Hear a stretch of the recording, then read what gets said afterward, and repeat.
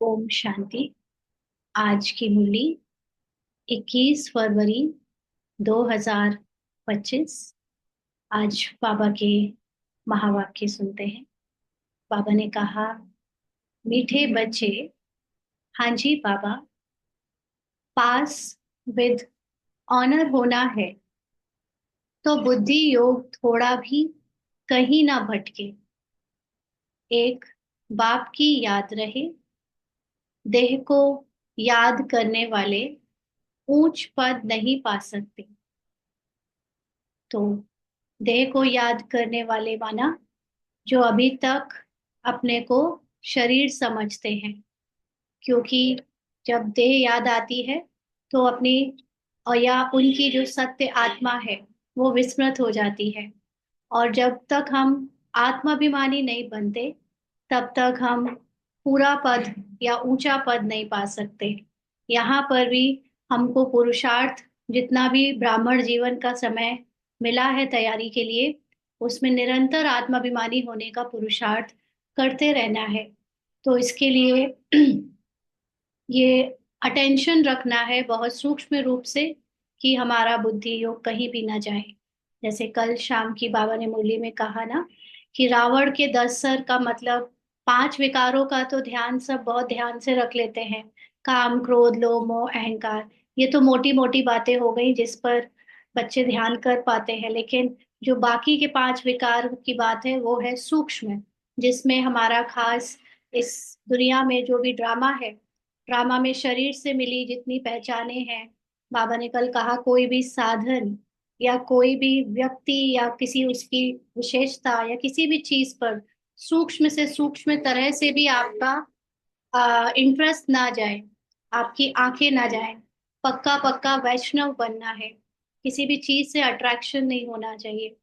अगर हमारा किसी भी चीज से अट्रैक्शन होता है तो अट्रैक्शन का मतलब ये नहीं कि कोई बहुत सुंदर है या बहुत पैसे वाला है या बहुत पद, बड़ा बड़ा पद पोजीशन वाला है तो केवल उनसे ही अट्रैक्शन हो सकता है। लेकिन इसका उल्टा भी होता है तो भी हमें, अगर किसी से, किसी की गरीबी से, किसी की गंदगी से, किसी के व्यवहार से, किसी की बदसूरती से, या दुनिया में जो उल्टी चीजें हैं, मतलब नेगेटिव नहीं कहेंगे बट जो उल्टी चीजें हैं वो भी अगर हमें अट्रैक्ट करती है, अट्रैक्ट का मतलब आपको हो सकता है उन चीजों के प्रति घृणा हो, उन चीजों से आप बचना चाहो, उन चीजों को से दूर रहना चाहो। तो अगर उन चीजों को भी आप ऐसे याद करते हो कि मुझे वो नहीं चाहिए, मुझे उससे घृणा है, मुझे वो मतलब आप कहीं ना कहीं आप उस पर भी अटेंशन ही दे रहे हो, चाहे उससे स्नेह करने में, अट्रैक्ट होने में, चाहे रिपल्स करने में यानी रेजिस्ट करने में। दोनों ही चीजों में आपका बुद्धि योग उसमें लग रहा है। तो पास विद ऑनर होने की निशानी होती है जो ना घृणा करते हैं ना नफरत करते हैं। माना जो ना तो ये चाहते हैं कि ये हो और ना तो ये चाहते हैं कि ये ना हो, दोनों ही चीजों से परे जो हो रहा है दृष्टा होकर देखते हैं। जैसा भी है, जो कोई भी है, दृष्टा होकर देखते हैं। ना किसी भी तरह का लगाव और ना किसी की तरह का किसी से झुकाव, ना घृणा, राइट, अनअफेक्टेड। तो बुद्धि योग हमारा देखना है, हमें किसी भी चीज से घृणा में या अट्रैक्शन में तो नहीं जा रहा। और इससे हम अगर भटक रहे हैं इसमें तो पास विद ऑनर नहीं हो सकते ना। कई बार हम कोई कोई धारणा करते तो फिर उसके लिए हम बहुत पक्के होते हैं, और फिर उसकी अगर कभी थोड़ा सा झुकना पड़े, बदलना पड़े, कुछ किसी के हिसाब से चलना पड़े तो हमें बहुत उसके पीछे रेजिस्टेंस आता है, और फिर हम बाबा से दूर हो जाते हैं, अपने सत्य सच्चाई यानी अपनी जो शांति थी उसको खो देते हैं। तो इसमें भी हमें कहीं भटकना नहीं है, बहुत युक्ति से गुप्त रूप में आत्मा की स्मृति में रहना है, और किसी भी तरह से देह या इस संसार या ड्रामा में फंसने वाले ऊंच पद नहीं पा सकते। आज का प्रश्न है, सबसे ऊंची मंजिल कौन सी है? सबसे ऊंची मंजिल कौन सी है? यहाँ पर पुरुषार्थ कर रहे हैं तो मोटा मोटा तो सबने याद कर लिया कि हाँ, लक्ष्मी नारायण बनना है, बाप समान बनना है। लेकिन जो पुरुषार्थ की एक एक सीढ़ी हम चढ़ रहे हैं उसमें आखिरी सीढ़ी, सबसे ऊंची मंजिल कौन सी है? तो बाबा ने उत्तर दिया, आत्मा जीते जी मरकर एक बाप की बने और कोई याद ना आए, देह अभिमान बिल्कुल छूट जाए, यही है ऊंची मंजिल। निरंतर देही अभिमानी अवस्था बन जाए, यह है बड़ी मंजिल। इसी से कर्मातीत अवस्था को प्राप्त करेंगे। तो कौन निरंतर देही अभिमानी अवस्था तक पहुंच सकता है? जो ये मान ले कि संसार का कोई भी खेल में पार्ट, या कोई भी संकल्प, या कोई भी किसी के द्वारा किए गए घटना, सब कुछ ड्रामा अनुसार बाप जानता है, या बाबा कराता है, या कुछ भी ऐसे हम अपने आप को बताने के लिए कंटिन्यू ये याद रखें कि पूरा समर्पण। कोई भी चीज हो रही है, कोई भी बात हो रही है, उसमें मैंपन, मेरापन, या अपने संकल्प, अपनी जजमेंट, अपनी कोई भी बात ना चले। अगर पूरी तरह हमने समर्पण कर दिया, माना जीते जी मर गए, अब मेरा कुछ अपना व्यू है ही नहीं, अपना कोई रेजिस्टेंस, अपनी कोई आ, कोई भी तरह के पार्ट में मुझे कोई बुद्धि लगाकर, संकल्प चलाकर योगदान देना ही नहीं है, क्योंकि जिसको पूरी तरह आत्मा का अनुभव हो गया है, वो बाबा के साथ कंबाइंड रूप में देखता है बस। इसलिए वो एक सेकंड को भी ये भूलता नहीं कि वो और बाबा कुछ नहीं कर रहे, ड्रामा अनुसार सब अपने आप हो रहा है। तो इतना कोई देह अभिमान को भुला दे। देह अभिमान का मतलब ही होता है कर्तापन का भाव, या दूसरों को भी कर्ता देखना। कुछ भी हो रहा है, या तो वो दूसरे कर रहे हैं, या अपने पार्ट में जो हो रहा है, जो हुआ वो मैंने किया। तो ये अभिमान बिल्कुल छूट जाए, क्योंकि ड्रामा में मूवी अपने आप चल रही है। अगर हमारे द्वारा हमारे हाथ पैर मुख से कुछ कराया भी गया, ड्रामा अनुसार अपने आप हुआ ना। हम लोगों ने अभी पिछले 2-3 दिन की क्लास में समझा कि न्यूरो साइंस ने भी ये प्रूव किया है कि थॉट्स अपने आप आते हैं, और जो एक्शन होते हैं वो थॉट आने के पहले ही हो जाते हैं ना। थॉट जैसे कई सारे ऐसे काम है जो हम लोग सोचते भी नहीं और अपने आप हो रहे होते हैं। तो जब उनके थॉट क्रिएट किए नहीं, तो फिर वो एक्शंस हो कैसे रहे? सोचने वाली बात है ना। आपके ऊपर मच्छर बैठता है तो आप सोचते नहीं हो कि इसको मारूं, अपने आप हाथ उसको वहां पर उसको मारने में चला जाता है। आपने सोचा नहीं, कोई संकल्प नहीं किया। तो ये सारी घटनाएं अपने आप हो रही हैं। इसलिए जो इतना समर्पण हो जाए, बिल्कुल मर जाए इस देह के भान को। देह के भान को मतलब ये जो रोल मुझे मिला है कहानी में, ये चरित्र, ये कैरेक्टर, ये पूरी तरह से मैं नहीं हूँ। मैं मर ये कोई है, कोई और बजा रहा है, मैं नहीं हूँ वो। तो इतना मर जाना इस देह के अभिमान से, भान से, यही है सबसे ऊंची मंजिल। और कोई निरंतर देही अभिमानी बन जाए, ये सबसे बड़ी मंजिल। तो इसी से जब कर्मातीत का मतलब अकर्ता बनते जाना। कर्मों का प्रभाव आप पर कब नहीं पड़ेगा? जब आप ये नहीं सोचोगे, जब आप ये सोचोगे कि आपने नहीं किया, है ना। जैसे दूसरे लोग कोई कुछ करते हैं तो हम उसके बारे में नहीं सोचते, अपना चल रही है दुनिया में जो भी कर रहा है। लेकिन जब हमारे द्वारा खुद कुछ होता है तो हम सोचने लगते हैं, हाय मैंने ऐसे कर दिया, मैंने ऐसे बोल दिया, ऐसे सोच लिया। तो ये कर्मातीत नहीं है। हमने कुछ किया नहीं, हमने कुछ बोला नहीं, हमने कुछ सोचा नहीं, जो हो रहा है वो ड्रामा अनुसार अपने आप स्क्रिप्ट में आ रहा है। मैं इससे न्यारी आत्मा हूँ। इतना न्यारे होते जाना, इतना कर्मों से अतीत होते जाना, इस अवस्था को प्राप्त करना सबसे बड़ी मंजिल है। गीत है तो प्यार का सागर है। ओम शांति। बाबा कहते, अब यह गीत भी रॉन्ग है। प्यार का सागर कहना बाबा को, भगवान को, बाबा कहते रॉन्ग है। प्यार के बदले होना चाहिए ज्ञान का सागर। हम्म। क्यों ऐसा? बाबा कहते प्यार का कोई लोटा नहीं होता। परमात्मा को भी जब कहते हैं कि वो शांति का, सुख का, प्रेम का सागर है, इन सब के पहले वो ज्ञान का सागर है। वो नॉलेज से ये जानता है कि एक्चुअली में वो कुछ करने वाला, ना तो वो किसी से प्यार करता है, ना वो किसी से नफरत करता है। साक्षी का मतलब ही ये होता है कि ना वो किसी के पार्ट से प्रभावित होता है, ना उसके, ना तो वो किसी से प्यार करने स्पेशली जाता है, और ना किसी को सजा देने स्पेशली जाता है। वो दोनों से ही न्यारा है। तो इसीलिए हम अपने ह्यूमन इमोशंस में, ये प्यार क्या है? ये प्यार एक ह्यूमन इमोशन है, परमात्मा ह्यूमन नहीं है। तो ह्यूमन इमोशन में हम प्यार का सागर उसको इसलिए कहते हैं क्योंकि वो ज्ञान से भरपूर, ज्ञान का सागर है, ज्ञान सुनाता है हमें इस समय आकर। तो हमें उस ज्ञान से अपना सत्य पता चलता है, और हम इतनी जो सफरिंग में थे, अज्ञानी देह भान में होने के कारण, उससे हम मुक्त हो जाते हैं। तो हम ह्यूमन फॉर्म में उनसे प्यार का बहुत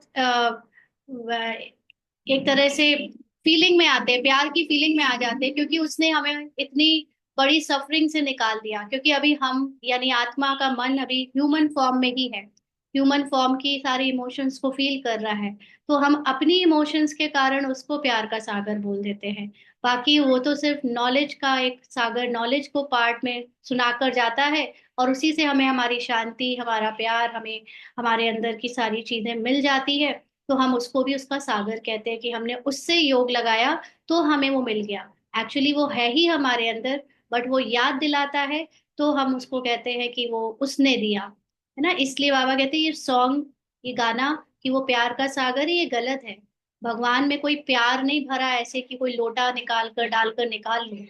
लोटा गंगा जल आदि का होता है, कोई स्थूल फिजिकल चीज का लोटा होता है। तो बाबा कहते तो यह है भक्ति मार्ग की महिमा, यह है रॉन्ग और वह है राइट। बाप पहले पहले तो अ, अभी जो लोग कमेंट में लिख रहे हैं प्लीज ना लिखें, है ना। अभी यहाँ पे बार बार डाइवर्जन होता है। पहले भी बोल चुके कि मुरली के समय चैट में जब तक पूछे नहीं कुछ तब तक ना लिखें, है ना। तो बाबा कहते हैं यह है रॉन्ग और वह है राइट। तो बाप पहले पहले तो ज्ञान का सागर है, पहले सबसे पहले ही नोज एवरीथिंग, कि हम सब कौन है वो अपने बारे में बताता है। इसीलिए हम उसको फिर बाकी की महिमा में ले जाते हैं। तो बच्चों में थोड़ा भी ज्ञान है तो बहुत ऊंच पद प्राप्त करते हैं। तो ज्ञान का मतलब ये नहीं कि हमने कोर्स करा दिया, रट लिया बाबा के सारे ज्ञान के पॉइंट्स तो उसको ज्ञान कहेंगे। ज्ञान का मतलब आत्मा का होना, उसका अनुभव है, तो वो ऊंच पद प्राप्त करते हैं। बाकी तो ऐसे ज्ञान तो बाबा के सब बच्चों को है, तो सब कहाँ ऊंच पद प्राप्त कर पाते हैं ना। लेकिन मुख्य बात है उस परमात्मा की और अपने होने की जो सत्य की नॉलेज है, उसके अनुभव है, उससे ऊंचा पद प्राप्त करते हैं। बच्चे जानते हैं कि अब इस समय हम बरोबर चैतन्य दिलवाड़ा मंदिर के भांति हैं। वह है जड़ दिलवाड़ा मंदिर और ये है चैतन्य दिलवाड़ा। दिलवाड़ा मंदिर में क्या दिखाया है कि वहां पर योग कर रहे हैं और ऊंची अवस्था को प्राप्त कर रहे हैं। सत्संग ऊपर जो छत में निकाशी दिखाई है वो सतयुग की दिखाई। तो यहाँ पर हम सब भी अपने को आत्मा समझने की तपस्या कर रहे हैं, और हम सब अपनी ऊंची स्थिति को, हाईएस्ट कॉन्शियसनेस तक पहुंच रहे हैं ना। तो हम सबको चैतन्य दिलवाड़ा कहा बाबा ने। यह भी वंडर है ना। जहां जड़ यादगार है वहां तुम चैतन्य आकर बैठे हो। कहा मधुबन में जड़ यादगार है ना, वहां पे दिलवाड़ा मंदिर का। परंतु मनुष्य कुछ समझते थोड़े ही हैं। आगे चलकर समझेंगे कि बरोबर यह गॉड फादरली यूनिवर्सिटी है। यहाँ भगवान पढ़ाते हैं ना, एकमात्र पूरे संसार की यूनिवर्सिटी जहाँ आत्माओं को पढ़ाकर आत्माओं को उनके रियलाइजेशन तक ले जाया जाता है। माना पहला चैप्टर आत्मा से शुरू किया जाता है और आखिरी चैप्टर आत्मा के रियलाइजेशन तक ले जाने की यूनिवर्सिटी है। यहाँ कोई फिजिक्स केमिस्ट्री मैथमेटिक्स नहीं पढ़ाई जा रही। यहाँ ये सब छुड़ाने का, ये सारी नॉलेज को भुलाने का, शरीर को भुलाने का ज्ञान है। तो इसलिए ये भगवान पढ़ाते हैं। इससे बड़ी यूनिवर्सिटी और कोई हो ना सके। और यह भी समझेंगे कि यह तो बरोबर चैतन्य दिलवाड़ा मंदिर है। यह दिलवाड़ा मंदिर तुम्हारा एक्यूरेट यादगार है। ऊपर छत में सूर्यवंशी चंद्रवंशी हैं, सतयुग त्रेता की नक्काशी बनी हुई है ना। और नीचे आदि देव आदि देवी और बच्चे बैठे हैं, क्या कर रहे हैं, तपस्या कर रहे हैं। माना अपने को आत्मा रियलाइजेशन करने का योग लगा रहे हैं, एकांत में बैठकर एकाग्र हो रहे हैं।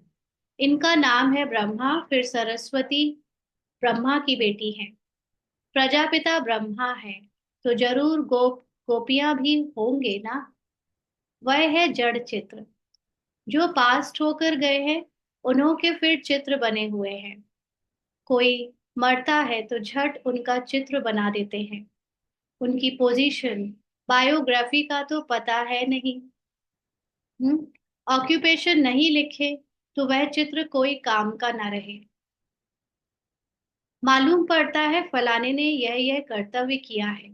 किसी के चित्र के नीचे सिर्फ नाम लिख दो, अगर वो फेमस ना हो तो किसी को पता नहीं कि क्या है, ये क्यों बनाया है, क्या किया है इन्होंने। ना कर्तव्य लिखना पड़ता है तो समझ में आता है, अच्छा इसलिए इनके चित्र बने हैं। बाबा कहते हैं अब यह जो देवताओं के मंदिर हैं, उन्हों के ऑक्यूपेशन बायोग्राफी का किसी को पता नहीं है। ऊंचते ऊंच शिव बाबा को कोई भी नहीं जानते हैं। इस समय तुम बच्चे सबकी बायोग्राफी को जानते हो। इस समय हमने खुद को जाना, परमात्मा को जाना, साथ साथ सारे देवी देवताओं को भी, और पूरे संसार में जो जो मनुष्य होकर गए हैं सबके बारे में, है ना। ऐसे नहीं जाना कि हिस्ट्री क्या है, लेकिन मुख्य रूप से आत्मिक रूप से सब रोल प्ले कर रहे हैं, ऐसा जाना। तो मुख्य कौन कौन होकर गए हैं जिन्हों को पूजते हैं? ऊंचते ऊंच है भगवान। शिवरात्रि भी मनाते हैं तो जरूर उनका अवतरण हुआ है, परंतु कब हुआ, उसने क्या आकर किया, यह किसी को भी पता नहीं है। शिव के साथ है ही ब्रह्मा। आदिदेव और आदि देवी कौन है? उन्हों को इतनी भुजाएं क्यों दी हैं? क्योंकि वृद्धि तो होती है ना। आदिदेव ब्रह्मा को कई भुजाएं दिखाई हैं। किसके रूप में? हम सब बच्चों के रूप में, जो इतने सारे बच्चे ब्राह्मण बनकर आदिदेव ब्रह्मा की तरह तपस्या कर रहे हैं, सोल कॉन्शियस अपने आत्मा की रियलाइजेशन का अभ्यास कर रहे हैं। तो बाबा कहते शिव के साथ है ही ब्रह्मा। ओके। प्रजापिता ब्रह्मा से कितनी वृद्धि होती है? ब्रह्मा के लिए ही कहते हैं 100 भुजाएं, 1000 भुजाओं वाला। विष्णु व शंकर के लिए इतनी भुजाएं नहीं कहेंगे, ब्रह्मा के लिए क्यों कहते हैं? ये सब समझने वाली बातें हैं ना, ये ब्रह्मा के लिए क्यों कहते हैं? यह प्रजापिता ब्रह्मा की ही सारी वंशावली है ना। यह कोई बाहों की बात नहीं, कोई फिजिकल हाथों की कोई बात नहीं। संसार में तो देह भान होने के कारण हर चीज को फिजिकल रूप में समझ लिया है, लेकिन यहाँ पर हर चीज सूक्ष्म अर्थ रखती है। सूक्ष्म में भी लेवल है, कितना सूक्ष्म है ना, उसको उसको भी हम जितना चाहें उतने सूक्ष्मता में जा सकते हैं। तो बाबा कहते हैं वह भले कहते हैं 1000 भुजाओं वाला ब्रह्मा, परंतु अर्थ थोड़े ही समझते हैं। अब तुम प्रैक्टिकल में देखो, ब्रह्मा की कितनी भुजाएं हैं, माना कितने हैंड्स हैं, इतने सारे बच्चे। ये है बेहद की भुजाएं। यानी आत्मिक रूप में देखें तो परमात्मा ब्रह्मा के द्वारा जो ज्ञान सुनाकर चारों तरफ फैला रहा है, तो जो जो भी थोड़ा थोड़ा भी निमित्त बन रहा है, वो सब आत्मिक रूप में ब्रह्मा की भुजाएं हैं, बेहद की भुजाएं। प्रजापिता ब्रह्मा को तो सब मानते हैं, परंतु ऑक्यूपेशन को नहीं जानते। आत्मा की तो बाहें नहीं होती, बाहें शरीर की होती हैं ना। ये हैंड्स, जो फिजिकल हैंड, वो तो शरीर का है। आत्मा के तो सिर्फ समझाने के लिए फिजिकल टर्म्स, फिजिकल शब्दों को यूज किया जाता है। बाकी इसका मतलब ये नहीं कि वो चीज फिजिकली एग्जिस्ट करती है। इतने करोड़ ब्रदर्स हैं तो उन्हों की भुजाएं कितनी हुई? परंतु पहले जब कोई पूरी रीति ज्ञान को समझ जाए, तब बाद में यह बातें सुनानी है ना। मोटे मोटे रूप में किसी को ज्ञान समझाओ तो बहुत अजीब सा ही उनके अंदर क्वेश्चन उठते हैं ना। एक बार समझाया किसी भाई को कि आप आत्मा हो, अपने को आत्मा समझो, शरीर से अपने को न्यारा समझो। तो कहते हैं अगर मैं आत्मा हूं तो फिर मैं मंदिर कैसे जाऊंगा? हाँ, तो मैं अब शरीर से शरीर नहीं यूज करूंगा, शरीर नहीं हूं तो मैं मंदिर कैसे जाऊं? तो ऐसे ऐसे कुछ भी किसी के दिमाग की बातें हो सकती है, कौन किस रूप में समझ रहा है। इसलिए पहले उनको जो बातें समझाएं वो ये समझे कि उसकी बुद्धि में समझने लायक है भी या नहीं। परंतु पहले जब कोई पूरी रीति ज्ञान को समझ जाए, तब बाद में ये बातें सुनानी है। कौन सी बातें? ब्रह्मा की बातें, है ना, या भुजाओं की बातें, या ये सारी गहरी गहरी बातें, सूक्ष्म बातें। पहले मोटी मोटी बातें जब किसी को समझ आए, तब जाकर सूक्ष्मता समझानी है। ये नहीं कि हम सूक्ष्मता पहले सुनाने लगे और मोटी बातों को भी समझने के की उसकी बुद्धि ना हो। तो बाबा कहते हैं पहली पहली मुख्य बात है एक, बाप कहते हैं मुझे याद करो और वर्षे को याद करो। फिर ज्ञान का सागर भी गाया हुआ है। कितनी अथाह पॉइंट सुनाते हैं, इतनी सब पॉइंट्स तो याद रह ना सके। जितना नए आते जाते हैं अगर वो बैठ जाए तो उनको तो पहले मुरली की ही एक एक लाइन इतनी नई है, फिर उसमें सूक्ष्मता का ज्ञान और नया, तो उन्हें तो इतने पॉइंट्स याद रह ही नहीं सकते। जिनको पुराने बातें समझ आ गई हैं उसके बाद सूक्ष्मता समझ आती है तो थोड़ा आसान होता है। बाबा कहते हैं सार यानी तंत्र बुद्धि में रह जाता है। अल्टीमेटली पूरे ज्ञान जो इतना विस्तार में हम सालों से सुन रहे हैं उसका सिर्फ एक ही सार है ना, क्या कि बाबा कहते हैं पिछाड़ी में तंत्र हो जाता है मन मना भव, माना सिर्फ अपने को आत्मा समझो। तो ये जितना ज्ञान का विस्तार इतने सालों में बाबा ने किया, और अभी अव्यक्त होने के बाद भी सूक्ष्मता में भी जा रहे हैं, तो भी सबका लास्ट में एक ही सार हो जाना है। सिर्फ सब लोग एक ही चीज में लग जाएंगे, मन मना भव। अपने मन को बाबा के मन से मैच करो, माना जो मैं हूं जैसी हूं आत्मा जो बाप समान है ही, उसी स्थिति में अपने को बार बार टिकाओ। पूरी तरह अपने देह के भान से निकल जाओ, शरीर के रोल से अपने को आइडेंटिफाई करना बंद कर दो। तो बाबा कहते हैं ज्ञान का सागर श्री कृष्ण को नहीं कहेंगे, वह है रचना। रचयिता एक ही बाप है, बाप ही सबको वर्षा देंगे, घर ले जाएंगे।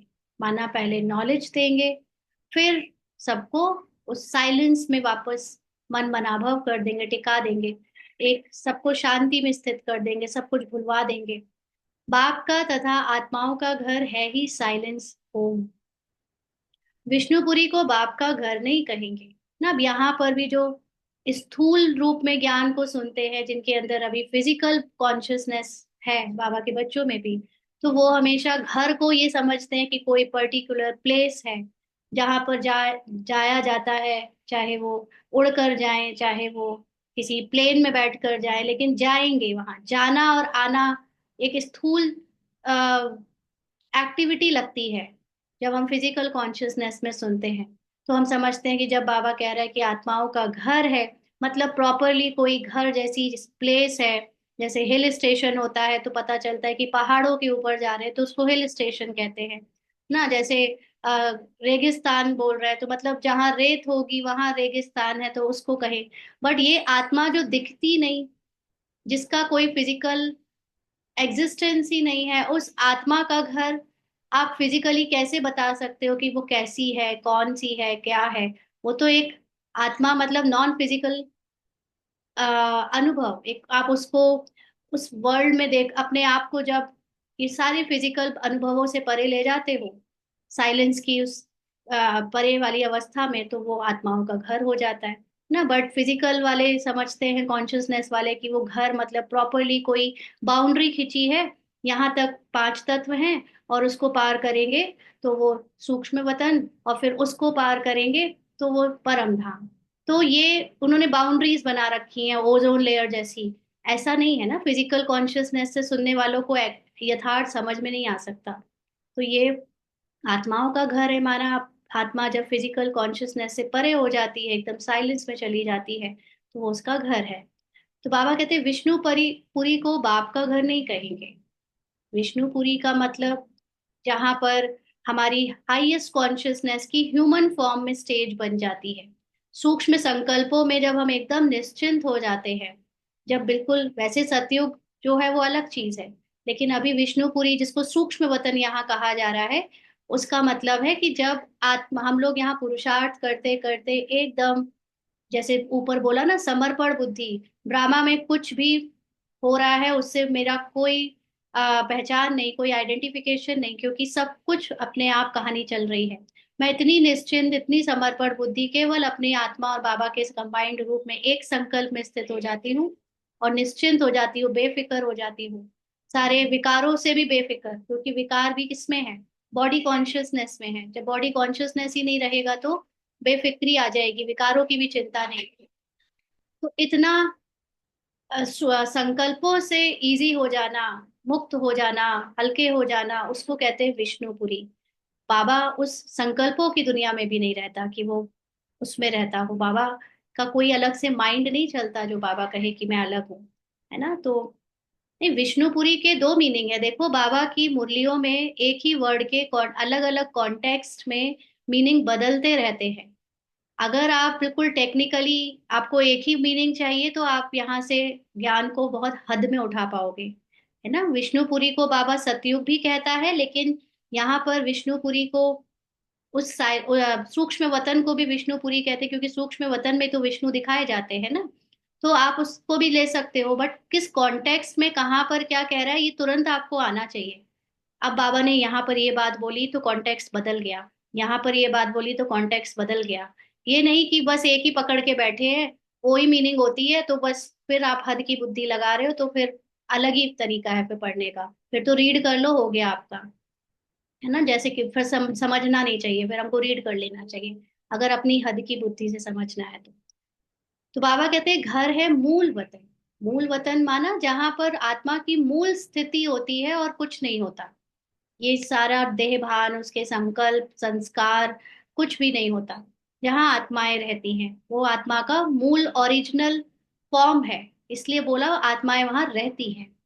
तो ये सब बातें सेंसिबल बच्चे ही धारण कर सकते हैं ना। सेंस जिस तो थोड़ा सा कॉमन सेंस, या जिसको कहे कि अपने अंदर के विवेक को यूज करे, ऐसे नहीं कि बस बोल दिया तो हाँ हाँ बस वही हो गया। सेंसिबल बच्चे ही धारण कर सकते हैं। इतना सारा ज्ञान कोई की बुद्धि में याद रह ना सके, इसीलिए बहुत सारे बच्चे क्या होते हैं, कंफ्यूज हो जाते हैं। ये है कि नहीं है, इसको समझे कि नहीं समझे, क्योंकि बहुत विशाल बुद्धि चाहिए बाबा के नॉलेज को समझने के लिए। उसमें सूक्ष्मता की नॉलेज तो फिर आप उसको नोट भी नहीं कर सकते, वो तो बहुत गहराई में अपने आप धारण होगी। बाबा कहते हैं ना इतने कागज लिख सकते हैं, यह मुरलियां भी सबकी सब इकट्ठी कर जाए तो इस सारे हॉल से भी जास्ती हो जाए, है ना। इस पढ़ाई में भी कितने ढेर किताब होते हैं। उस पढ़ाई में कोई भी एग्जाम क्रॉस करो तो कितनी किताबें खरीदते हैं। इम्तिहान पास कर लिया, फिर तंत बुद्धि में बैठ जाता है। सारी पढ़ाई ये किस लिए होती है?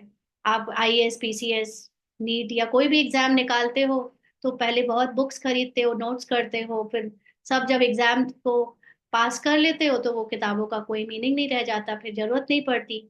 ऐसे ही यहाँ पर बाबा के पास जो पढ़ाई कर रहे हैं उससे आत्म अभिमानी स्थिति निरंतर बन जाएगी, तो हमारे पास फिर इन सब चीजों की ज्ञान का हम सार बन जाएंगे, स्वरूप बन जाएंगे। तो बाबा कहते बैरिस्ट्री का इम्तिहान पास कर लिया, एक जन्म के लिए अल्पकाल सुख मिल जाता है, वह है विनाशी कमाई। तुमको तो यह बाप अविनाशी कमाई कराते हैं भविष्य के लिए। तो यहाँ पर हमारी सोल कॉन्शियस स्टेट जो बनती जा रही है, उसमें हमको ये हो सकता है कि प्रेजेंट में लगे कि कुछ खास समझ में नहीं आ रहा, लेकिन ये आने वाले समय में, क्योंकि हमारे अंदर शूद्र पने का भी पार्ट चल रहा है और उसमें जो शरीर निर्वाह के लिए चाहिए वो अलग से हो ही रहा है। तो आगे की दुनिया में कि शरीर का निर्वाह भी आत्माभिमानी स्थिति से होगा ना। आगे की दुनिया में कोई ऐसे कमाने नहीं जाना पड़ेगा जैसे अभी जाते हैं और दुकान खोल के बैठ जाते हैं, या जॉब पे जाते हैं, या कोई भी तरह का मेहनत कर रहे हैं पैसे कमाने की। भविष्य में प्रारब्ध होगी तो बहुत काम करेंगे, बट उसमें कोई ऐसी कमाई की बात नहीं होती ना। तो ये जो कमाई अभी हमारी हो रही है वो उसी के लिए हो रही है। बाकी अभी भी उसका सुख मिलता है, शांति मिलती है, अभी भी उसके फल के रूप में इच्छाएं कामनाएं रोल की पूरी होती है। वो कहना चाहिए जो संकल्प आता है वही पूरा होता है, लेकिन हमें लगता है कि मेरी इच्छा और कामना थी जो पूरी हुई तो हम खुश हो जाते हैं।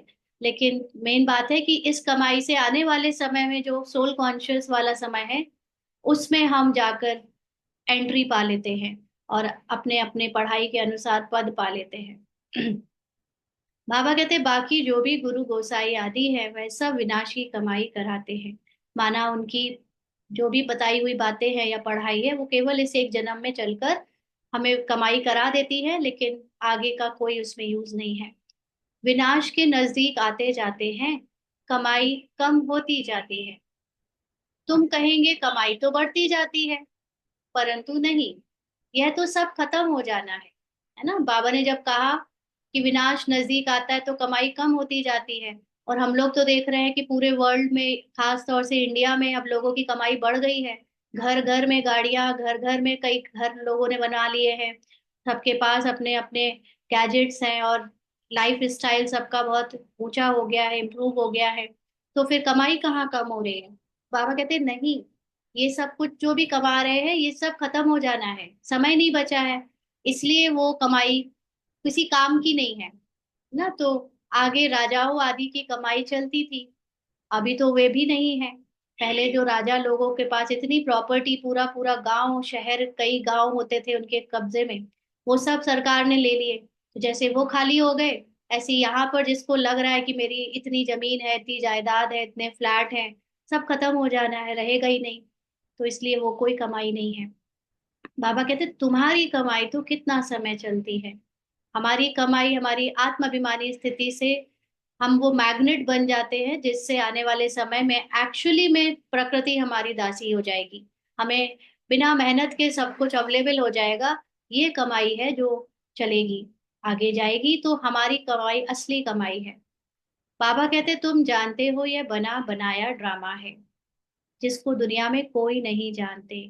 ये बात बार बार हर रोज हर शब्द याद रखनी है, एक एक चीज में, एक एक संकल्प में, कि ये बना बनाया संकल्प आ रहा है, ये बना बनाया पाठ हो रहा है, ये बना बनाया पुरुषार्थ हो रहा है। उसमें इसीलिए एक सेकंड भी बुद्धि लगाकर अपनी आत्मा से हिलना नहीं है ना। तो ये बात हम ही जानते हैं और दुनिया में कोई नहीं जानता। दुनिया में तो लोग ये कह रहे हैं कि आप संकल्पों से मैनिफेस्ट कर सकते हो, संकल्पों से ये कर सकते हो, वो कर सकते हो, बट हम जानते हैं कि संकल्प भी वही आएंगे जो आने हैं। हम संकल्प भी एक भी एक्स्ट्रा क्रिएट नहीं कर सकते, संकल्प भी पहले से फिक्स्ड है जो आ रहे हैं ना। तो हमारा पुरुषार्थ करना भी एक एक सेकंड का फिक्स्ड है, इसीलिए पुरुषार्थ करे जरूर, ठीक है कि हमें करना है, लेकिन जो पुरुषार्थ हो रहा है उसमें संतुष्ट रहे। क्योंकि अगर आप ये सोचोगे और बढ़ाना है और करना है, हर चीज आपकी फिक्स्ड है, अपने आप होती जा रही है। आप जितना इजी हो जाओगे, इस बात को याद रखोगे कि बाबा ने जिम्मेदारी ली है, बाबा कराएगा, बाबा, क्योंकि ड्रामा में फिक्स्ड है, तो हमें विजय होना ही है। अगर बाबा ये वरदान देता है तो बस बहुत आराम से बाबा पर पूरा निश्चय करके बाबा बाबा बाबा याद करते चलो, पुरुषार्थ भी दिखना दिखावे वाला होता रहेगा। मुख्य बात तो आप बाबा तक पहुंच ही गए। मेन बात की यही तो हमें करना था कि हर समय बाबा की याद में रहना था, और जो हो रहा है उसको बाबा करवा रहा है ऐसा समझ कर बाबा बाबा करते चलो, तो आप पहुंच ही गए ना बाबा तक। फिर ऊपरी रूप से चाहे जितना दिखे, पुरुषार्थ जैसा भी दिखे। तो बाबा कहते हैं जिसको दुनिया में कोई नहीं जानते कि ये बना बनाया ड्रामा है ना, फिक्स्ड है, ये कोई नहीं जानता कि एक सेकंड एक चीज भी कोई अपनी मर्जी से नहीं कर रहा है।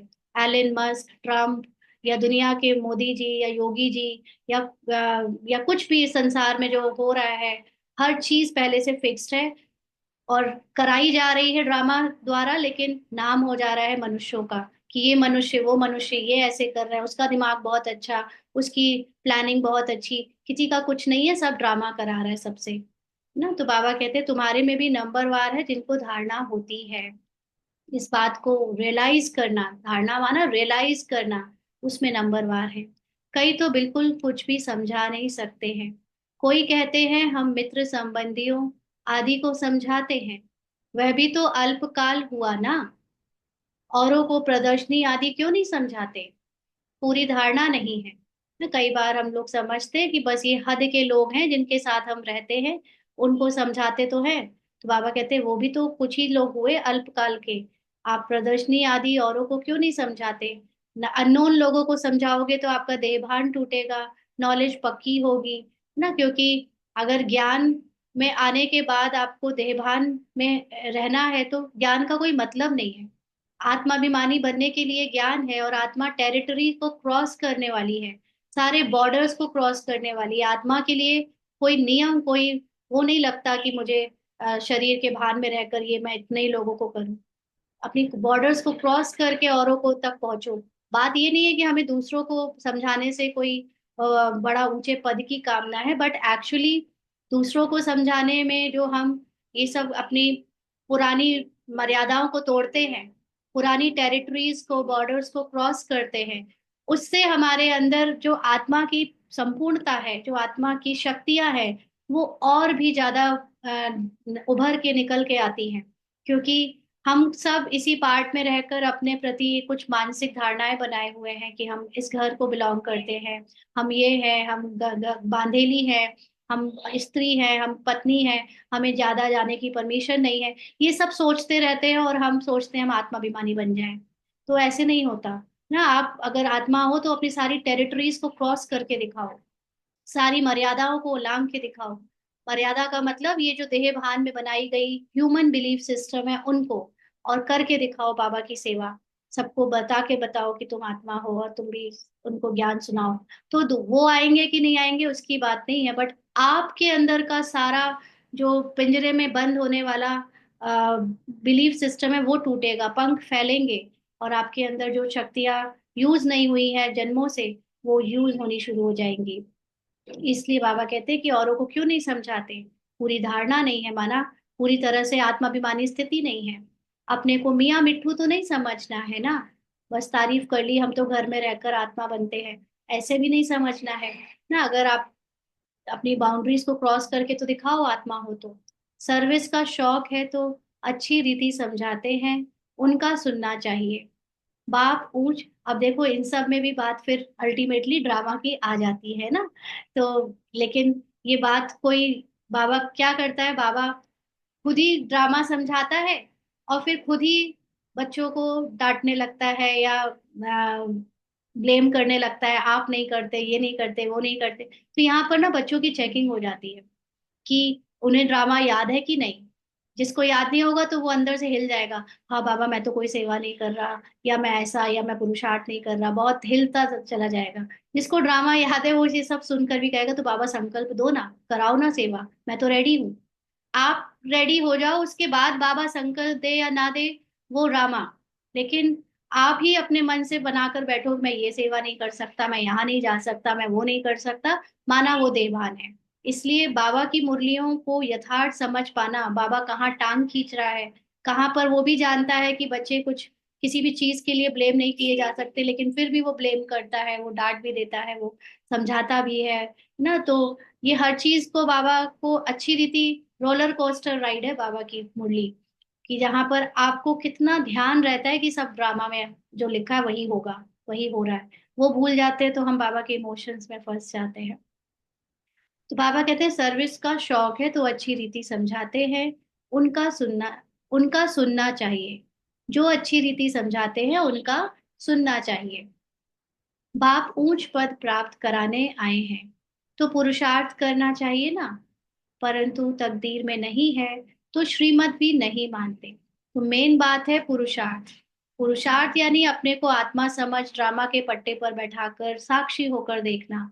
तो अगर तकदीर में नहीं होता तो फिर वो आत्मा का अभ्यास नहीं करते, फिर पदभ्रष्ट हो जाता है। ड्रामा प्लान अनुसार राजधानी स्थापन हो रही है तो ये भी फिक्स्ड है।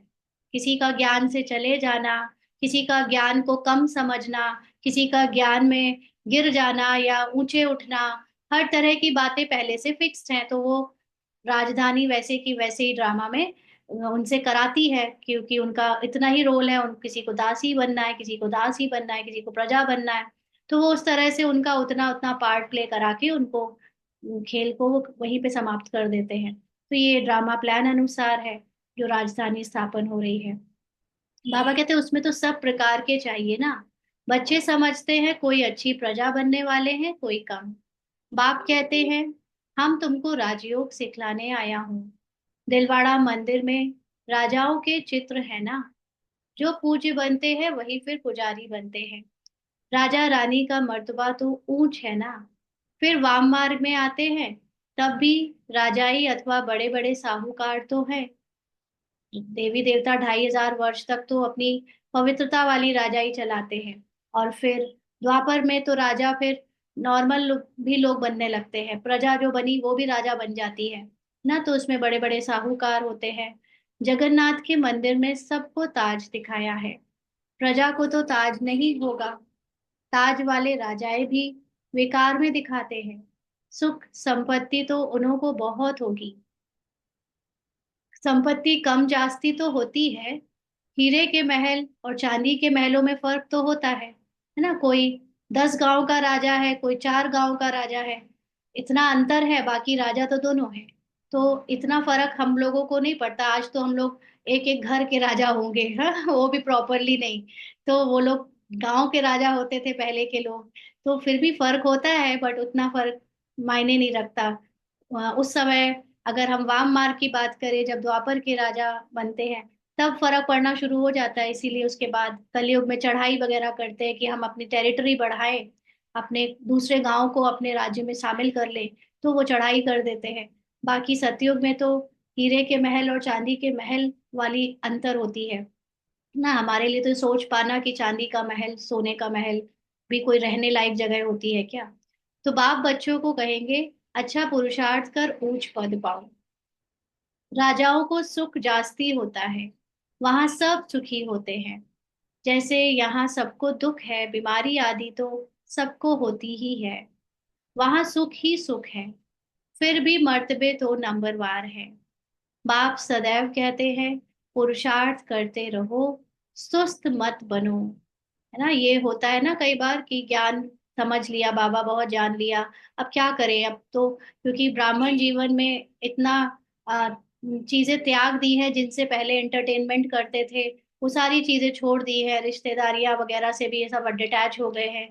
तो फिर क्या करें ना। तो बाबा कहते हैं कि सुस्त मत बनो। पुरुषार्थ यानी आत्मा का अनुभव करते रहो, बढ़ाते रहो इस चीज को अपने अंदर, इसी को एंटरटेनमेंट बनाओ ना। पुरुषार्थ से समझा जाता है ड्रामा अनुसार इनकी सदगति इस प्रकार इतनी ही होती है।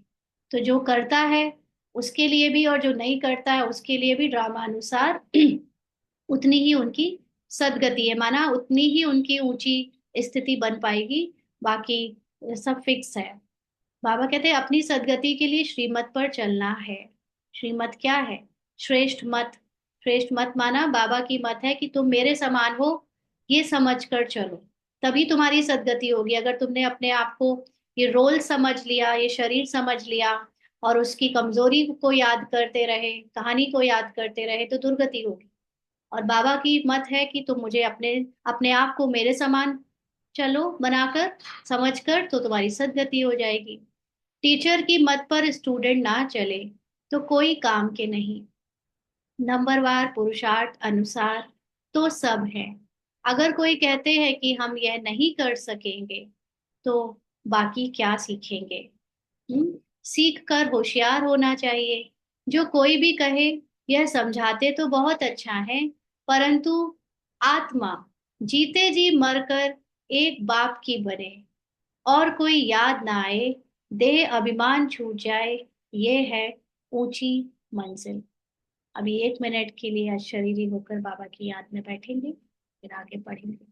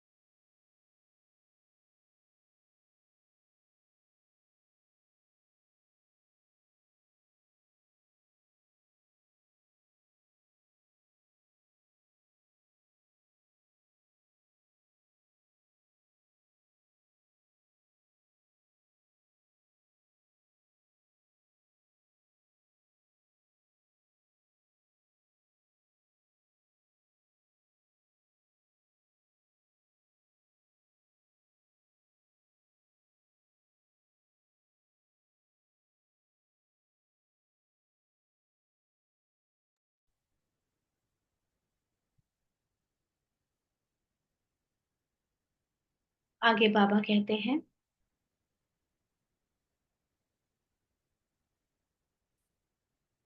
जो बाबा ने ये लाइन बोली कि आत्मा जीते जी मरकर एक बाप की बने, और कोई याद ना आए, देह अभिमान छूट जाए, ये है ऊंची मंजिल। तो मेन बात है कि बाबा के हम बनकर बाबा बाबा कर रहे हैं, ज्ञान ले रहे हैं, सब कुछ कर रहे हैं, लेकिन अभी भी हमारे अंदर जो स्वभाव, संस्कार, पुराना रिश्ते नाते और पुराने अपने किए गए कर्मों के पहचाने हैं, अभिमान है, प्राप्तियां है ना, सुख साधन सुविधाओं के प्रति हमारा लगाव है या पुरानी बातों से लगाव है, ये सब ये भूल जाए, इतना छूट जाए, भूलेगा तो शायद नहीं, लेकिन न्यारे हो जाए।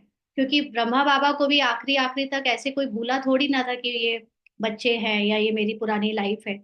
उन्हें भी सब याद तो था, बट मेन बात है कि उनसे हमारी बुद्धि न्यारी हो जाए, हमें हमें उनका कोई भी ख्याल ना आए, चिंतन ना चले, पूरी तरह से लगाव छूट जाए, है ना। तो और यहाँ पर हम ब्राह्मण तो बहुत सारी ऐसी चीजें जिनका लगाव बनाए ही रखते हैं, हमारी पुरानी सेवा, हमारे पुराने बचपन के दिन, हमारे पुराने ये पुराना वो, तो कोई ना कोई लगाव हमारी तो पुरानी जीवन से चली ही आ रहा है।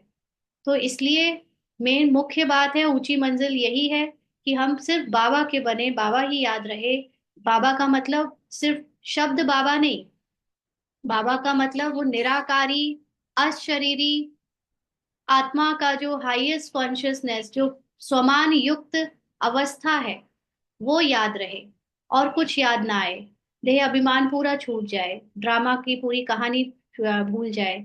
ये है ऊंची मंजिल, सब कुछ भूलना है, पूरी देही अभिमानी अवस्था बन जाए, ये बड़ी मंजिल है। और हम लोग यहाँ पर और ही नई नई मेमोरीज बना रहे हैं ना, यहाँ पर नए नए। आप देखो गुलजार दादी का लास्ट में जब वो मुंबई में थी, तो वहां पर भी वो उनकी सेवा के निमित्त दो चार बहनें थी सेंटर पे, जहाँ पे भी और भी इतने सारे भाई बहन सब थे। दादी का सबके साथ बोलना चालना तो रहता होगा, लेकिन दादी को कोई इसका अटेंशन रखती होगी कि कोई याद ना आए ना, जब जिसको जिस उनकी सेवा करनी है वो आकर दादी का हालचाल पूछ रहा है, सब उनसे मिलकर जा रहे हैं, दृष्टि ले रहे हैं, डॉक्टर्स भी सब कांटेक्ट कर रहे हैं, उनकी सेवा कर रहे हैं, लेकिन उन्हें याद कोई नहीं आ रहा, उन्हें सिर्फ बाबा याद, याद लास्ट में उनकी यही अवस्था बन गई, सिर्फ बाबा याद और कुछ याद नहीं। तो ऐसी ऊंची मंजिल तक हम सबको भी इस जन्म में रहते रहते पहुंचना है। अब वो हमारा फिर प्रारब्ध है, जहां तक हमारी अवस्था बनेगी और जहां तक हमारा खत्म हो जाएगा पुरुषार्थ, तो वही हमारा आगे के लिए उसी के हिसाब से पद पोजीशन होगा। बट जब तक होश में है, जब तक कर सकते हैं, तब तक हम आगे के लिए करते चले, भुलाते चले अपने आप को दुनिया की सारी अवस्थाओं से, पुरानी मेमोरीज से। तो बाबा कहते वहां आत्माएं है ही, अच्छा, पूरी देही अभिमानी अवस्था बन जाए, ये बड़ी मंजिल है। वहां आत्माएं है ही अशरीरी, फिर यहाँ आकर देह धारण करती हैं ना। परम धाम का मतलब ये अशरीरी, मतलब है ही नहीं शरीर, अभी तो हमारे पास शरीर है, तो हम शरीर से परे जाकर अशरीरी अवस्था बनाते हैं। बट परम धाम मतलब जब अशरीरी, आत्मा के पास शरीर ही नहीं है, तो उसके लिए कोई जरूरी नहीं है कि आत्मा को कोई दुनिया छोड़कर बहुत दूर जाना है। आपने मूवीज देखी होंगी ना, कि जब कोई आत्मा होती है शरीर से निकल जाती है, तो कोई भी शरीर भी चल रहे हैं तो वो आत्मा उसको क्रॉस कर जाती है, फिजिकल वस्तुओं को क्रॉस कर जाती है, दीवारों को क्रॉस कर जाती है, भिड़ के रुक नहीं जाती। तो सब आत्माएं यही इसी स्पेस में रहते हुए फिजिकल तत्वों से परे होकर रह सकती हैं। तो वो उनका परे रहना, फिजिकल तत्वों से परे हो जाना, आत्मा बन जाना, वही उनको परम स्थिति में ले जाता है। अभी तो क्या है कि अभी हम लोग ड्रामा के अंदर सूक्ष्म संकल्पों में यहाँ रोल में फंसे हैं, इसलिए जो आत्माएं भटक भी रही हैं, तो उनके अंदर भी सूक्ष्म संकल्प है, संस्कार है, जो उनको कोई ना कोई शरीर लेने के लिए तड़पा रहे हैं, कि कोई शरीर उनका जो रोल में बचा होगा, सफरिंग बची होगी, हिसाब किताब कहानी का बचा होगा, वो अभी वापस आकर पूरा करेंगे। लेकिन एक जो हाईएस्ट कॉन्शियसनेस की आत्मा की अवस्था होती है, जिसमें वो संकल्प और संस्कारों से भी मुक्त हो जाती है, जिसको बाबा कहता है मुक्ति, उसमें हम हमारे अंदर फिर शरीर लेने की या ड्रामा के बारे में कोई भी संकल्प संस्कार नहीं रहते, पूरी तरह साइलेंस हो जाते हैं। तो उसके लिए कोई ऐसा नहीं संसार छोड़कर बाहर जा रहा है, कोई फिजिकल है उसको छोड़ने की, जिसको प्रभावित ही नहीं कर रहा है संसार, वो उसको छोड़ने की क्या जरूरत है, वो तो वहीं रहकर भी उससे अनटच्ड है।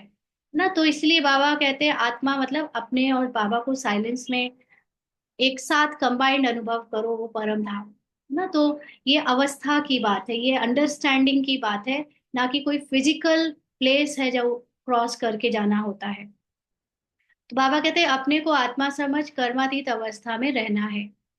सर्प को भी अकल है ना, पुरानी खाल छोड़ देते हैं। तो तुमको देह अभिमान से कितना निकलना है।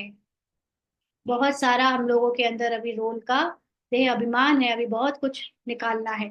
मूल वतन में तो इसी को कहते हैं क्लींजिंग, सफाई। जितना हमारी सफाई होगी उतना हम आत्मा का और उसकी शक्तियों गुणों का अनुभव कर पाएंगे। अगर देह अभिमान बहुत है तो हमें लगेगा कि अभी तो हमें ये नहीं बनना, वो बनना, ये इच्छा, वो संकल्प, ये सब आता रहेगा। मूल वतन में तो तुम हो ही देही अभिमानी। यहाँ देह में होते अपने को आत्मा समझना है। देह अभिमान टूट जाना चाहिए। कितना भारी इम्तिहान है। इसीलिए छोटे छोटे इम्तिहान आते हैं ना, तो ये हमको देह भान से तोड़ाने में मदद करते हैं। ये हमारे सहयोगी हैं, ये परीक्षाएं सहयोगी है हमको देह भान से निकालने के लिए। इसलिए ये माया, ये रावण, ये सब बाबा की ही बच्चे हैं। ये सब हमको निकाल रहे हैं ताकि हम इनसे मुक्त हो, तो हम अपने बाबा की गोद में बैठ सके परमानेंट। भगवान को खुद आकर पढ़ाना पड़ता है। ऐसे और कोई कह ना सके कि देह के सब संबंध छोड़ मेरा बनो। अपने को निराकार आत्मा समझो। कोई भी चीज का भान ना रहे। कोई भी चीज का भान ना रहे। कोई भी बात का, संकल्प का, संस्कार का, ना कोई भी एक्शन का भान ही ना रहे। किया, किसने किया? मैंने नहीं किया, वो तो ड्रामा ने, रोल ने किया होगा, मुझे नहीं पता। इतना अशरीरी हो जाओ कि रोल में कुछ भी होता रहे आपके शरीर के द्वारा, आपको भान ही ना रहे। माया एक दो की देह में बहुत फंसाती है, माना बुद्धि लगा देती है। इसलिए बाबा कहते हैं इस साकार को भी याद नहीं करना है, इसलिए ब्रह्मा को भी याद नहीं करना है। बाबा कहते तुमको तो अपनी देह को भी भूलना है, एक बाप को याद करना है। इसमें बहुत मेहनत है। माया अच्छे अच्छे बच्चों को भी नाम रूप में लटका देती है। यह आदत बड़ी खराब है। शरीर को याद करना, यह तो भूतों की याद हो गई ना। तो ये जरूरी नहीं है कि हम किसी को पसंद करते हैं तभी याद कर रहे हैं। कोई हमारा अपना मर गया है इसलिए याद कर रहे हैं। हम किसी को नापसंद भी कर रहे हैं, किसी से घृणा कर रहे हैं, तो भी तो हम उसको याद कर रहे हैं ना, क्योंकि घृणा करने के लिए भी उसकी याद चाहिए। तो दोनों ही चीजें नहीं करनी है, ना किसी से लगाव ना किसी से घृणा। बिल्कुल अनअफेक्टेड, इनडिफरेंट रहना है। तो बाबा कहते ये तो भूतों की याद हो गई। हम कहते हैं एक शिव बाबा को याद करो।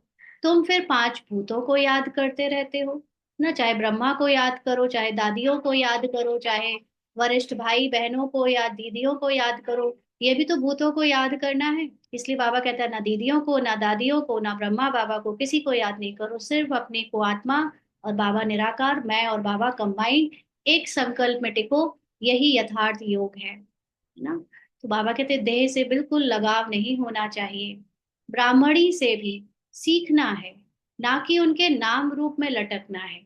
ना कोई भी ब्राह्मणी, चाहे वो अभी प्रेजेंट में पार्ट प्ले कर रही हैं, चाहे वो पुरानी दादियाँ, मम्मा, कोई भी, किसी का भी नाम रूप में नहीं लटकना है। ठीक है, पता चल गया, सबके बारे में जान लिया, लेकिन अब ये नहीं कि आए दिन एक ना एक को याद ही किए जा रहे हैं, उनके बारे में ही बात किए जा रहे हैं। तो उनसे जो सीखना है, उनके जो एक्सपीरियंस से सीखना है वो सीख लिया, बाकी भूल जाओ ना। कई लोग तो फिर फोटो लगा कर याद करते हैं। हम यहाँ पे देह भान में रहते हैं तो हम कहते हैं कि घर में कोई गुजर गया उसकी फोटो ना लगाओ, भूल जाओ उनको। हाँ, फिर हम दादियों की, दीदियों की, सबकी फोटो लगा लगा कर उन्हें याद करते रहते हैं। तो ये भी तो एक तरह का देह भान ही हुआ। आपको निराकार अशरीरी होना है तो सब सारे चेहरे अपने सामने से हटा दो, सारे रंग रूप सबके पार्ट को अपने सामने से भुला दो, तब अशरीरी बन पाओगे। किसी के पार्ट को ही याद करते रहोगे, उसी में फंसे रहोगे। तो बाबा कहते हैं देही अभिमानी बनने में ही मेहनत है।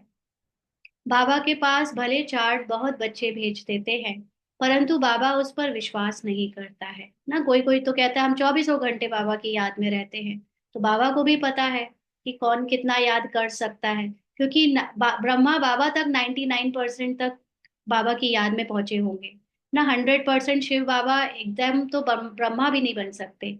तो वो भी जब 99% है तो उसके बाद वाले तो सभी कम होंगे। तो कोई कैसे कह देता है मैं 100% बाबा को याद करता हूँ, ये भी देह अभिमान है। कोई तो कहते हैं हम शिव बाबा के सिवाय और किसी को याद नहीं करते हैं, परंतु बाबा जानते हैं। पाई भी याद नहीं करते हैं ना, कैसे याद करते हैं? मैं सेवाधारी हूँ, मैं आपके लिए इतनी सेवा करता हूँ, मेरे परिवार की ये प्रॉब्लम चल रही है, बाबा इसको सुधारो, इसको सही करो, ये मेरे अंदर भर दो शक्तियाँ, गुड़ भर दो। इसको याद करना थोड़ी कहते हैं। आप ड्रामा के रोल में फंसे पड़े हो, ड्रामा की बातें करे जा रहे हो बाबा के साथ, एक सेकंड को भी निराकार स्थिति में संकल्पों से मुक्त नहीं हुए, निर्संकल्प अवस्था नहीं बनाई, और कह रहे हो कि हम पूरे दिन बाबा से ये सब बातें करते हैं तो याद करते हैं। ये पाई याद नहीं होती है ना, बाबा कहते हैं ये सब तो पाई पैसे की याद है। जब बिल्कुल ड्रामा भुला दो, अशरीरी हो जाओ, उसको याद कहते हैं। याद की तो बड़ी मेहनत है, कहाँ ना कहाँ फंस पड़ते हैं। देहधारी को याद करना, यह तो पांच भूतों की याद है। इनको भूत पूजा कहा जाता है। भूत को याद करते हैं। यहाँ तो तुमको एक शिव बाबा को याद करना है, पूजा की तो बात नहीं। भक्ति का नामो निशान गुम हो जाता है, फिर चित्रों को क्या याद करना है। हाँ, जब हम बाबा ने ब्रह्मा के लिए कह दिया तो फिर बाकियों के चित्रों को भी क्या देख देख के याद करते रहना है ना? बाबा कहते वह भी मिट्टी के बने हुए हैं। बाप कहते हैं यह भी सब ड्रामा में धुंध है। अब फिर तुमको पुजारी से पूज्य बनाता हूँ। कोई भी शरीर को याद नहीं करना है। अगर हम किसी को भी याद करेंगे शरीर को, तो हम पुजारी की ही कैटेगरी में रहेंगे, फिर चाहे ज्ञानी पुजारी क्यों ना है ना, क्योंकि ज्ञान में आने के बाद भी हम पूजा तो बहुतों की कर रहे हैं। किसी का पूरे टाइम गायन वर्णन करते रहते हैं तो ये पूजा ही तो हुई। बाबा को वो अशरीरी अवस्था में आपको किसी शरीर की कोई बात ही नहीं करनी चाहिए। ये तो हम समझने और सीखने के लिए कोई एग्जाम्पल भले उठा लें, लेकिन फिर उन्हीं को याद करते रहें, ऐसा थोड़ी। बाबा कहते हैं अभी तो यह शरीर पावन नहीं है।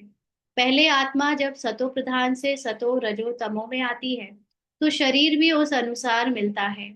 अभी तुम्हारी आत्मा पावन बनती जाएगी, लेकिन शरीर अभी पावन नहीं होगा, है ना। अभी शरीर पावन नहीं होगा, किसी का भी नहीं हुआ। यह समझने की बातें हैं। यह पॉइंट्स भी उनकी बुद्धि में बैठेगी जो अच्छी रीति समझ कर समझाते रहते हैं। सतो प्रधान आत्मा को बनना है। इस समय को ये सोचे कि मैं इतना योग लगाती हूँ तो बीमार ना पड़ूं, मेरा शरीर दर्द ना करे, मेरे साथ कुछ और बुरा ना हो, ऐसे नहीं होगा। शरीर को तो जो होना है कहानी अनुसार होगा। आपकी बुद्धि से आपको अपनी सतो प्रधान अवस्था को याद रखना है। बाप को याद करने की ही बड़ी मेहनत है। कईयों को तो जरा भी याद नहीं रहती है।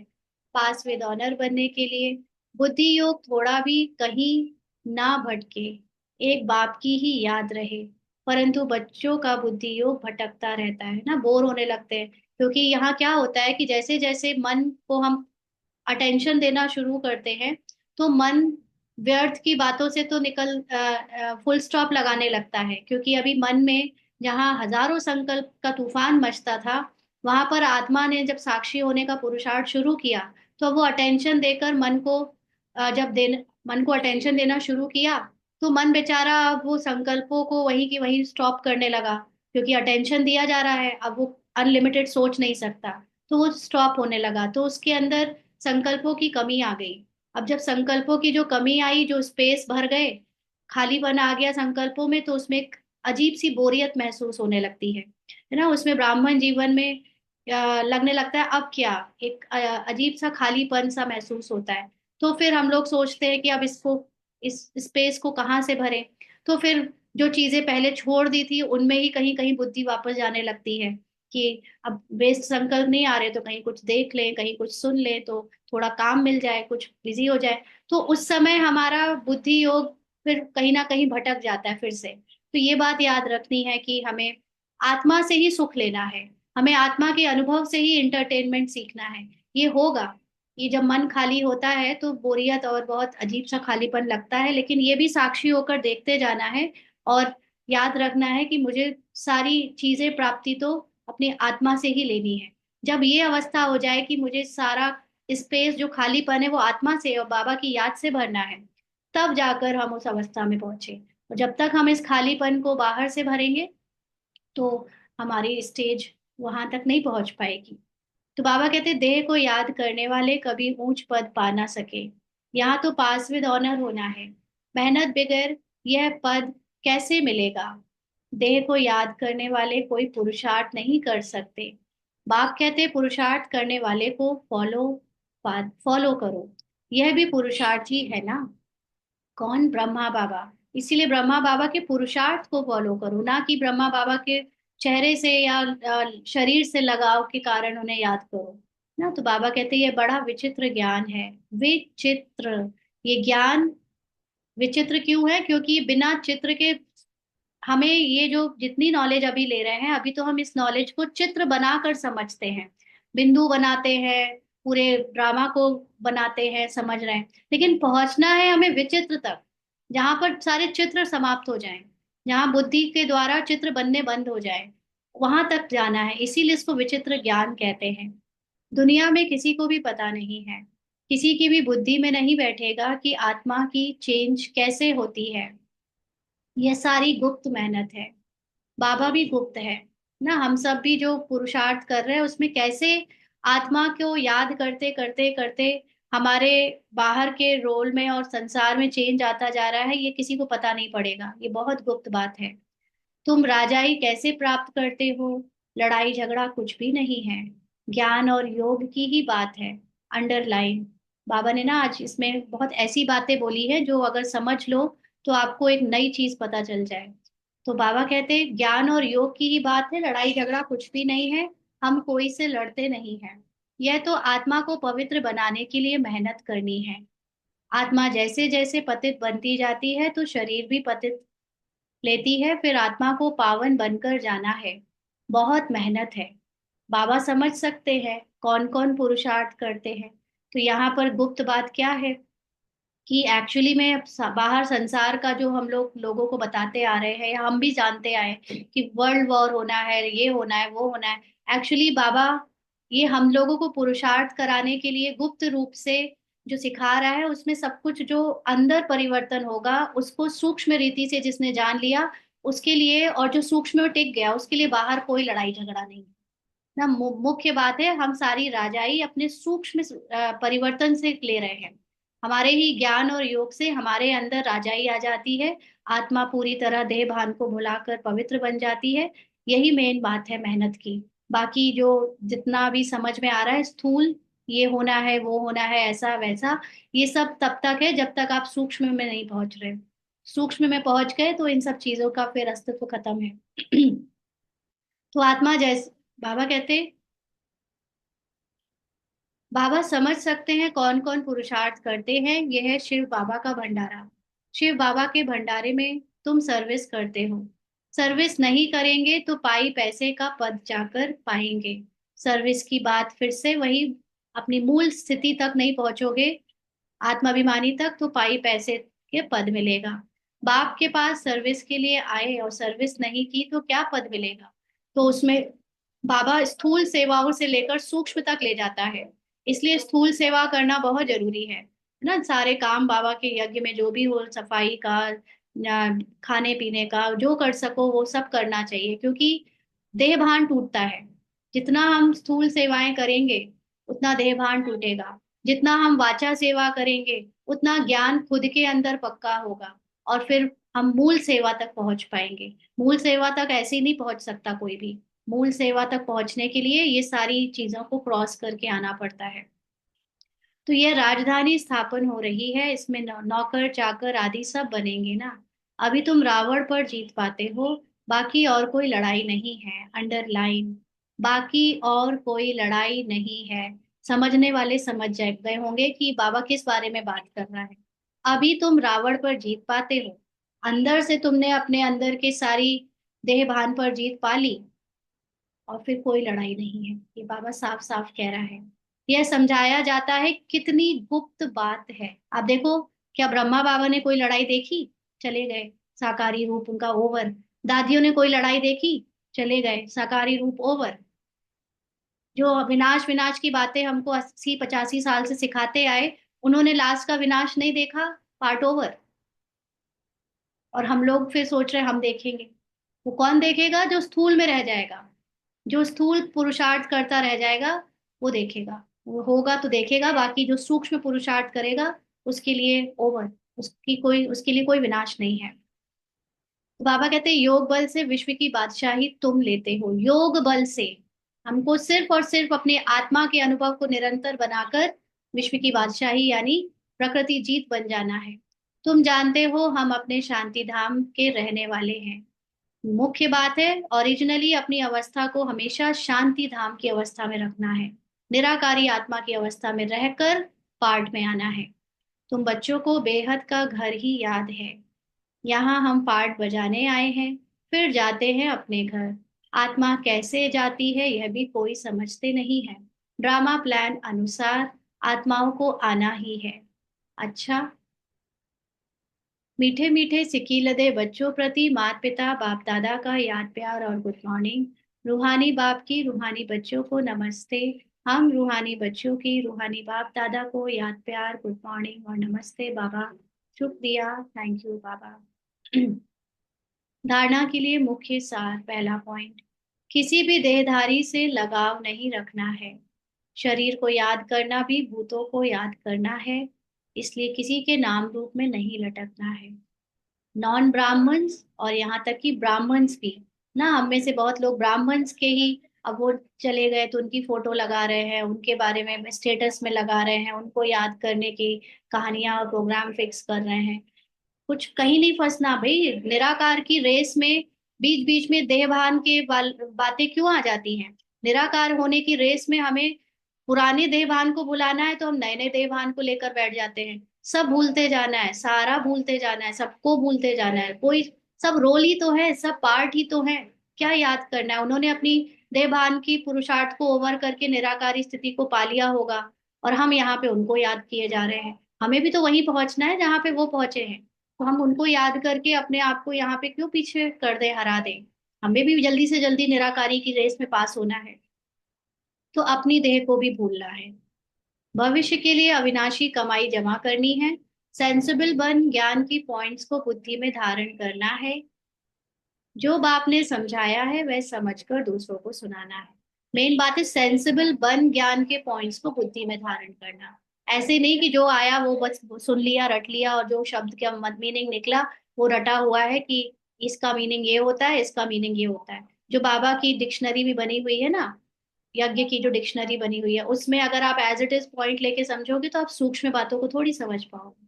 बाबा की कौन सी बात किस कॉन्टेक्स्ट में कब बोली जाती है, वो स्थिति से उसको समझना है, सेंसिबल बनकर समझना है, और फिर दूसरों को सुनाना है।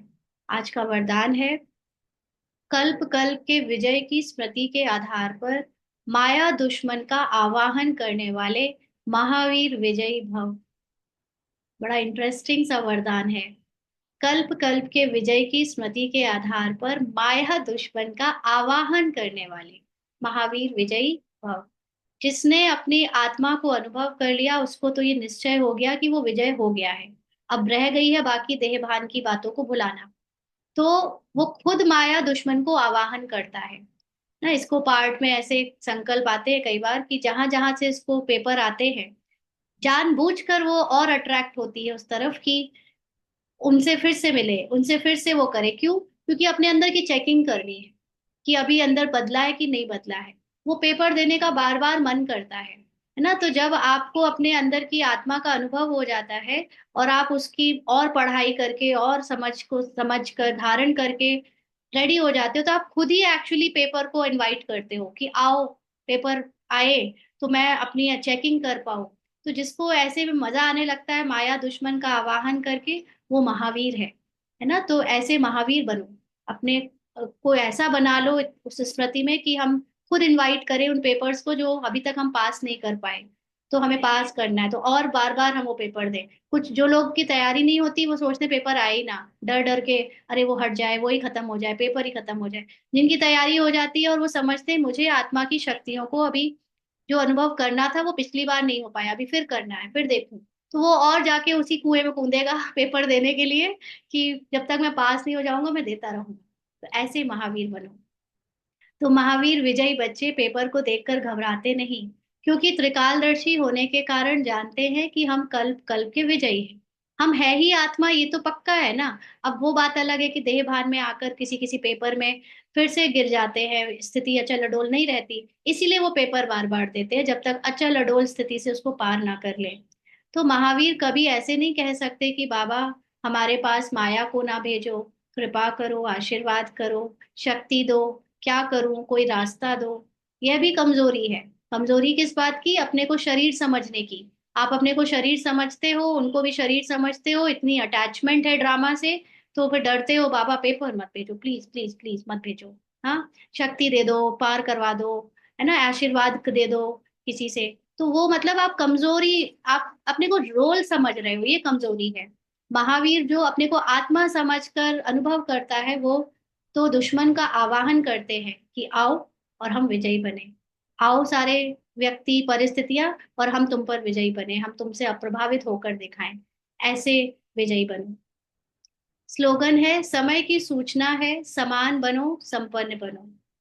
अब बाबा ये समय आ चुका है जिसमें जो समान और संपन्न अपने को अंदर से अनुभव करेगा, वही समय के रेस में विजयी हो सकेगा, क्योंकि समय तेजी से एंड की तरफ पहुंच गया है। अव्यक्त इशारे हैं आज के कोई भी सिद्धि के लिए। एक तो एकांत, दूसरी एकाग्रता, दोनों की विधि द्वारा सिद्धि को पाते हैं। जैसे आपके यादगार चित्रों द्वारा सिद्धि प्राप्त करने वालों की विशेष दो बातों की विधि अपनाते हैं, एकांतवासी और एकाग्रता। यही विधि आप भी साकार में अपनाओ।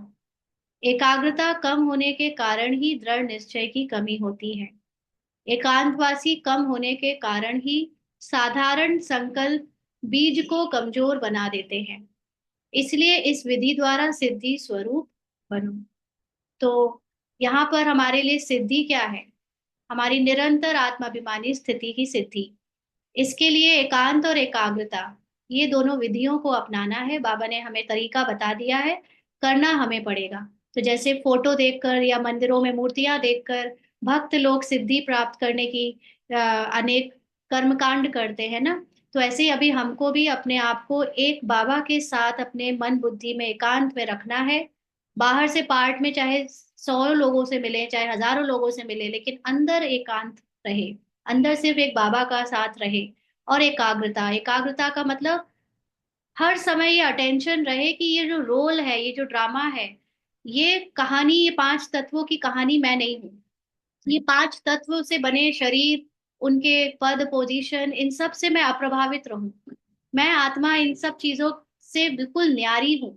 इस बात का अपने अंदर एकाग्रता के द्वारा बार बार याद रखना, अपनी सतो प्रधान आत्मा की स्थिति को याद रखना, ना कि अपने और दूसरों के रोल को और उनके फेम को या उनके पार्ट को देखकर प्रभावित होना। इस चीज में एकाग्रता चाहिए।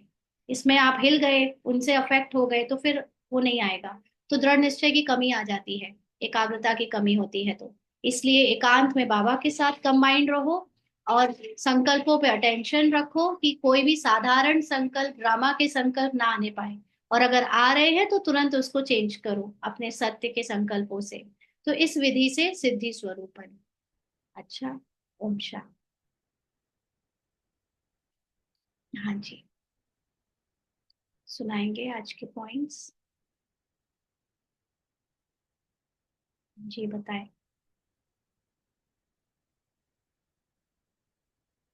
अनम्यूट करके।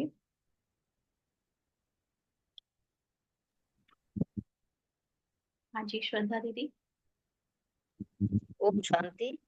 बाबा कहते हैं कि जिसने अपनी आत्मा पर अपने आप को निश्चित कर लिया है, उसकी विजय निश्चित, और जिसको विजय निश्चित ही मिली हुई है, तो ऐसे महावीर बच्चे यदि माया माया का आह्वान करते हैं कि माया आए और हम तुम पर विजय प्राप्त करें, हम मुझ पर विजय प्राप्त करें। हम्म, ठीक। दीदी जी, ओम शांति। आप बाबा ने बोला ना कि प्रदर्शनी सबको समझाओ, बाबा आपको बोला था ना सेवा थी, तो कल की सेवा बाबा ने इजीली कर ली। ऐसे स्थिति आप बोले थे ना, स्थिति में जैसे कितनी हो थोड़ा तो आए, क्योंकि ड्रामा में तो हमारा एक पैर है, एक पैर आर्टिफिशियल है, पूरा निकाला हुआ है। लेकिन हमारे घर में ब्राह्मणों का भोजन की सेवा थी, जल्दी थोड़ा थोड़ा आए, थोड़ा आए नहीं सीटी के नीचे 5-10 मिनट के लिए आए नहीं, भोजन बनाने वाली माता जल्दी हमें शुरू करना पड़ा। इधर भी देखना है, पेंडॉल भी देखना है, मंदिर हमारे एरिया में ही था, तो पहचान वाले तो हमारे थे, तो जो बाहर के भी भाई लोग बुलाए थे सेवा के लिए, तो बोलना तो हमें पढ़ना था, ये तो बोलते नहीं, बोलना होता नए लोग तो कि यहाँ पेंडल लगा के दो, प्रदर्शनी यहाँ लगानी है, चेयर होना, टेबल होना, ये होना। 10 चक्कर करने पड़े, घर में भी मंदिर में भी। इधर मैनेजमेंट बाबा ने करवाई, उधर की भी नहीं नहीं, इसे इजीली कर ली। 30-40 लोगों का भोजन भी हुआ, ये सब घर का भी साफ सफाई सब। यानी प्रदर्शनी हम तो खड़े थोड़ा थोड़ी रह सकते, फिर बैठ के ऐसे चेयर पे स्टिक लेके, तो थोड़ी समझाई भी हमने, लेकिन स्थिति में थे तो बहुत अच्छी सेवा हुई 5 बजे तक, 10-11 बजे से। ठीक। और थोड़ा, हाँ, बाबा ने करवाई इजीली, पता शक्तियाँ यानी समझ पता भी चली नहीं ना, थी। इसीलिए कहते हैं बाबा की सेवा करने से आप ही की शक्तियां इमर्ज होती है, इसलिए सेवा करना जरूरी है, करवाना जरूरी है, निमित्त बनना जरूरी है सेवा के लिए। बहुत अच्छा। क्यों बाबा। हाँ जी। और कोई सुनाएगा? किसी के नाम रूप में नहीं लटकना है, अपनी आत्मा की याद में निराकार की। मधु बहन। हाँ, ओम शांति।